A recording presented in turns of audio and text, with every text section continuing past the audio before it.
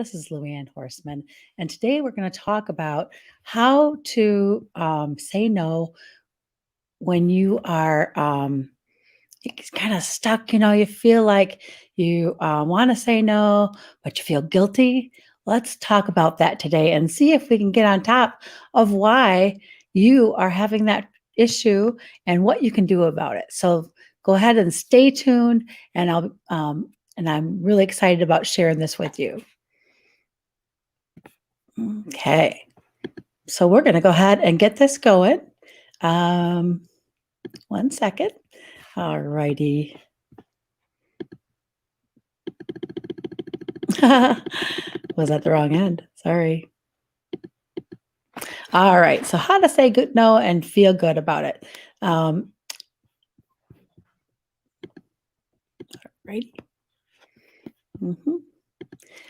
So why do we say no? Yes, when we mean to say no. You're afraid that you're going to disappoint somebody, or you don't want them to think that you're rude or you're mean. You don't want to hurt their feelings. Maybe that person that you say no to will be mad. And sometimes you feel, oh, it's selfish not to not help others. And well, how do I say it? I don't know how to do it politely. What word should I use? And who is going to do it if I don't? If whatever request that was is it some task, who is going to do it if I don't do it? And maybe the fear of ruining the relationship with that person.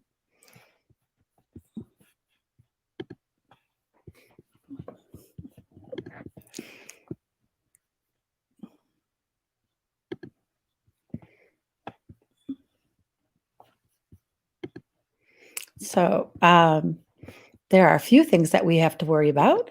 Well, at least we think we do. But the important thing is to remember that it's only by saying no that you have time to concentrate on things that are important. And Steve Jobs said this, and it's such an important thing to remember. So what is holding you back? What different things do you tell yourself that you can not say no? Well, one of the barriers, one of the things to help you remember what barriers to think of when you want to say no and you're not saying no. This is a good time. These are good times when you don't want to try to make a decision at that time. You want to go ahead and delay the decision until you feel better and you don't have these things. HALT, sometimes they use that in the when you're on a diet. You may have heard of this before. It stands for hunger, anger, loneliness, and tiredness. Hunger clouds your focus. You're more likely to make poor choices. Hunger makes you very impatient, and many times you'll go for the small reward that's right now rather than wait for something a little bit later on. Hunger actually takes when you have hunger, your blood sugar drops down, and your brain works on sugar. So if your brain is not working properly, then you can't make a decision very well. You have a direct problem with making decisions. So if you can't concentrate and you can't make a conscious decision, your subconscious takes over. So what happens when your subconscious takes over? Where does those thoughts come from? Well, let's just imagine that you're like a 5-year-old little girl. You just had dinner and you have no idea that your mom is tired. She was up all night with your brother, and she really would like to go sit down. So she asked you to put the dishes in the dishwasher for her. Well, you want to watch a TV show that's coming up really soon. So you don't want to do the dishes right now. So maybe you whine a little bit and say, "Oh, Mom, my show is coming on." And she blasts you.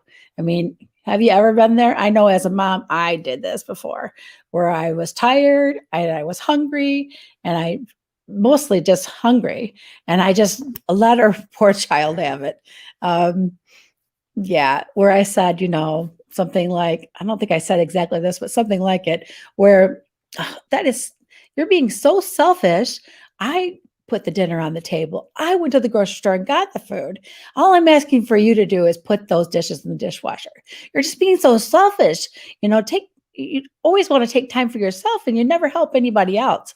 Well, it goes into your subconscious. And when you're 5 years old, that goes into your subconscious. And then you're thinking later on when you're trying to make a decision, when you're hungry and that sort of thing, and this automatic response comes up, I am selfish if I don't say yes.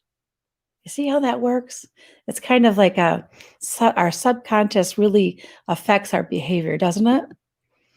Angry is another one. It leads to impatience and rash decision making.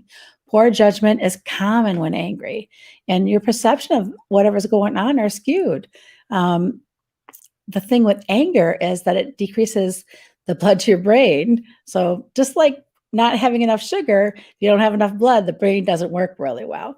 So what really happens when that happens is when you're angry, you have this adrenaline rush, and your blood all goes to your limbs so you can fight, flee, or freeze in order to flee that predator that way back when, used to chase you and you might get eaten. So your body reacts that way. Well, our bodies still react that way, even though we don't need it. So when we're angry, the blood's not going to your brain and you're not making good decisions because you can't concentrate. Your brain doesn't have enough blood to work properly. It's not getting the sugar because the blood's not there. So, yeah, when you're angry is not a good time to make a decision. So put it off. Do not try to make a decision when you're angry. Another one is loneliness. This one really surprised me when I did some research on this about how loneliness affects us. Loneliness impacts your memory, and you're most likely to avoid any risks, but also it impacts you can have more inflammation. You can have higher blood pressure. You can have your diminished capacity. In other words, your brain is just not working properly, and they think it's related to getting dementia. So loneliness is a really important one because this impacts the way your brain works. So don't do it when you're lonely either. Don't make a decision. Delay it. So when you're tired, we've kind of talked about this one already. You make risky decisions. You're more likely to avoid any decision making at all, and your mental power is so low, and you go for the easiest and not the best decisions. So when you're tired, do not make any decisions right then. That's not a good idea.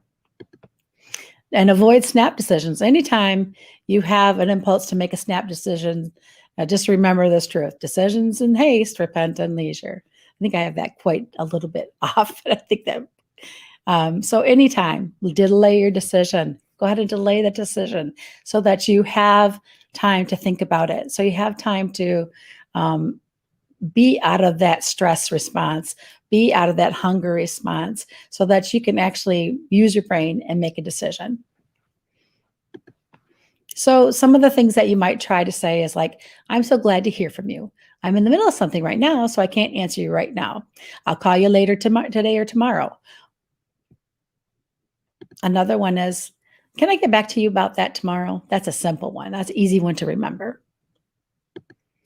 Or just say no.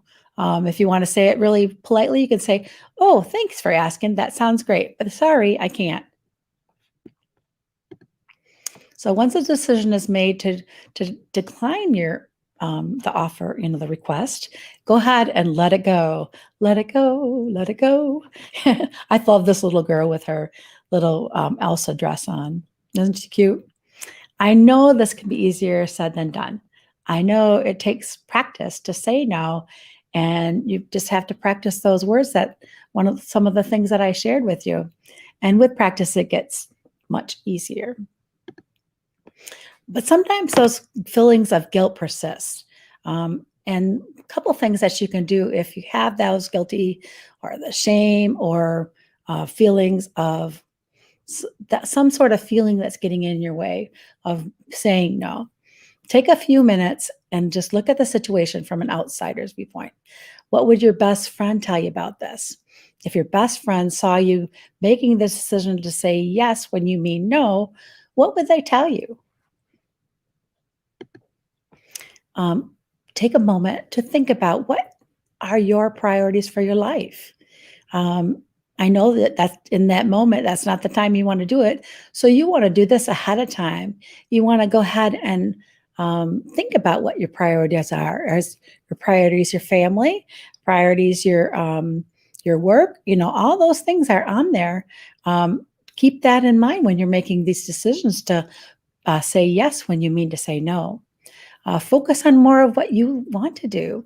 If you say yes all the time, you don't have time to go for your dreams, like being a volunteer at school or going back to school for a good degree. That's what I did when I was in my 50s.